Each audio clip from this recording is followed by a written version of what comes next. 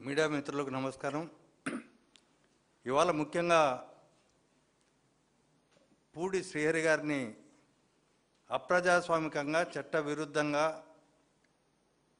రాజ్యాంగానికి లోబడకుండా అనేక సుప్రీంకోర్టు తీర్పులను ఉల్లంఘిస్తూ అక్రమంగా అరెస్టు చేయడం అనేది మానవ హక్కులను హరించడం అనేది స్పష్టంగా తెలియజేయదలుచుకున్నాం. ఎందుకంటే కనీసం డీకే బసు జడ్జిమెంట్ ప్రకారం, సుప్రీంకోర్టు జడ్జిమెంట్ ప్రకారం అందులో పొందుపరిచిన తీర్పులో స్పష్టంగా పేర్కొన్నారు, మీరు అరెస్టు చేసేటప్పుడు వాళ్ళ కుటుంబ సభ్యులకు కనీసం సమాచారం తెలియజేయకపోతే అది ఇల్లీగల్ అరెస్టుగా భావించి వారిపైన తగిన చర్యలు తీసుకోవాల్సి వస్తుందని చెప్పి. రెండో అంశం, అసలు పోలీసు వాళ్ళకి ఎవరిచ్చారు అసలు డ్రెస్సులు లేకుండా అరెస్టు చేయడం? సివిల్ డ్రెస్సుల్లో వచ్చి ఎవరు గుండాలా మీరు, లేకపోతే రౌడీలా? కనీసం పోలీసు వాళ్ళు ఆ డ్రెస్సులో అన్నా వచ్చి అరెస్ట్ చేయాలి కదా. అది కూడా చట్టవిరుద్ధమే. అది కూడా అనేక తీర్పులు చెప్తున్నాయి. ఇట్లాంటి పోలీసులు ఏదైనా సివిల్ డ్రెస్సులో ఇట్లా రావడం అనేది దుర్మార్గమైంది, అది తప్పుడు విధానము, అది రాజ్యాంగ సూత్రాలకు విరుద్ధమని స్పష్టంగా చెప్తున్నప్పటికీ వాళ్ళు సివిల్ డ్రెస్సులో వచ్చి రౌడీల్లాగా బిహేవ్ చేసి అరెస్ట్ చేయడం చాలా అప్రజాస్వామ్యం. అది కూడా వీటిల్లో ఇది ఏ కేసుకు సంబంధించి అరెస్ట్ చేస్తున్నారో తెలియదు, ఎవరికి ఇంటిమేట్ చేస్తున్నారో తెలియదు, లేకపోతే పోలీసులు చేస్తున్నారా, రౌడీలు వచ్చారా అని తెలియదు. నిన్న డీజీపీ గారు స్టేట్మెంట్ ఇస్తే సంతోషించాం, ఈ రాష్ట్రంలో సోషల్ మీడియాను ఉక్కు పాదంతో అణచివేస్తామని చెప్పి. ఎందుకంటే ఇవాళ వాళ్ళ దృష్టిలో సోషల్ మీడియా అంటే మొట్టమొదటి ఈ స్టేట్మెంట్ ప్రభావం ప్రకారం ఇవాళ మా వైఎస్ఆర్సీపీ రాష్ట్ర కార్యదర్శి మీడియా వ్యవహారాలు చూసే పూడి శ్రీహరి గారిని మొట్టమొదటి టార్గెట్గా భావించడం అని మేము భావిస్తున్నాం.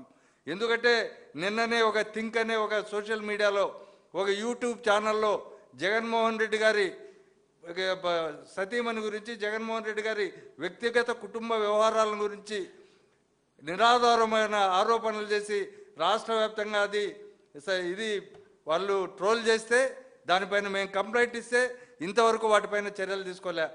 మేము 10 రోజులు ప్రదర్శనలు పెట్టినా వీళ్ళ ఐటీడీపీ వాళ్ళు చేస్తున్న దుర్మార్గాలను, వాళ్ళు మాట్లాడుతున్న మాటల్ని, తర్వాత వాళ్ళు చేసే అసభ్యకరమైన కామెంట్లు, పోస్టులు అనేటివి 10 రోజులు చూసినా, 10 రోజులు అంటే ఒక్కొక్క రోజు 24 గంటలు, అట్లా 10 రోజులు చూసినా కానీ తగ్గనన్ని ఈ రాష్ట్రంలో ఉన్నాయి. టన్నుల కొద్దీ ఉన్నాయి. మేము రాష్ట్ర వ్యాప్తంగా అనేక కంప్లైంట్లు ఇచ్చాం. ఆ కంప్లైంట్లకు దిక్కు లేదు. వాటిని మాత్రం పోలీసులు రిజిస్టర్ చేయరు. కానీ వైఎస్ఆర్సీపీ సోషల్ మీడియా అంటే ఈ రాష్ట్రంలో వైఎస్ఆర్సీపీ సోషల్ మీడియాను దుర్మార్గులుగా, తర్వాత అసభ్యకరమైన కంటెంట్ను వ్యాప్తి చేసేవాళ్ళుగా, అదేవిధంగా వైఎస్ఆర్ కాంగ్రెస్ పార్టీ నాయకులను దుర్మార్గులుగా, దుష్టులుగా, అంతకులుగా, తర్వాత ఈ రాష్ట్రంలో విచ్ఛిన్నకర పరిస్థితులను క్రియేట్ చేసేవారిగా సోషల్ మీడియా, అదేవిధంగా ఈ ప్రభుత్వం పొలిటికల్ గవర్నెన్స్ పేరుతో ఈ ప్రచారాలు కొనసాగిస్తున్నారు. ఇది ప్రజల్లో తీవ్రంగా చొప్పించేదానికి ప్రయత్నం చేసే భాగంలోనే ఇవన్నీ. వీటన్నిటిపైన కూడా మేము వైఎస్ఆర్సీపీ లీగల్ సెల్గా మేము చట్టపరమైన చర్యలు అయితే తీసుకుంటాం. ఇట్లాంటి అక్రమ అరెస్టులను ఎవరైతే బాధ్యులు ఉన్నారో వాళ్ళందరిపైన కూడా న్యాయపరంగా మేము చర్యలు తీసుకుంటున్నామని, భవిష్యత్తులో అయినా ఈ డీజీపీ గారు తమ భేదం లేకుండా ఎవరు అసభ్యకరమైన కంటెంట్లు పెట్టినా వాళ్ళపైన చర్యలు తీసుకొని ఒకసారి మీ నిజాయితీ నిరూపించుకోండి అని చెప్పి చెప్తున్నాం. మేము ఆ కంటెంట్ అంతా కూడా గతంలో మీకు పంపించాం, మరోసారి మీ అందరికీ పంపిస్తాం. ఇవాళ అతన్ని అరెస్ట్ చేసి ఎక్కడికి తీసుకుపోతున్నారో కూడా మాకు తెలియలా.